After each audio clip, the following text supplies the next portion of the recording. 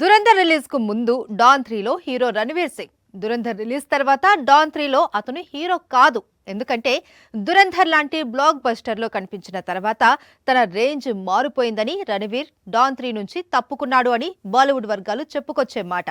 రణవీర్ సింగ్ వెళ్లిపోయాడు సరే, మరి డాన్ 3ని ఎవరితో ప్లాన్ చేస్తున్నారు అంటే ఇంకెవరు, గ్రీక్ గాడ్ అంటున్నారు బాలీవుడ్ జనాలు. దురంధర్ బ్లాక్ బస్టర్ కావడం బాలీవుడ్ కు పెద్ద చిక్కొచ్చింది.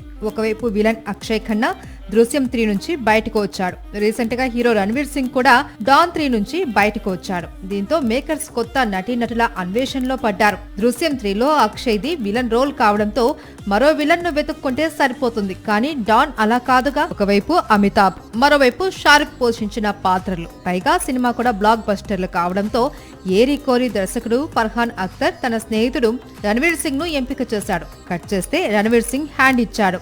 మరోవైపు డాన్ 2లో నటించిన షారుఖ్ ఏమో డాన్ సిరీస్ లోకి మళ్లీ అడుగు పెట్టేది లేదు అని భీష్మించుకుని కూర్చున్నాడు. షారుఖ్ నటించను అంటాడు, రణవీర్ సింగ్ చేసే ఇంట్రెస్ట్ లేదు అంటాడు. మరి డాన్ 3 ఎవరు చేయాలి?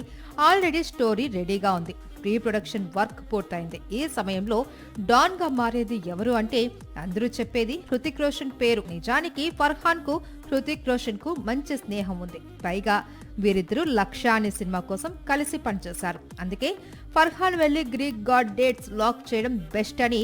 పైగా వార్ 2 తర్వాత హృతిక్ మరో సినిమా ప్రారంభించలేదు కూడా.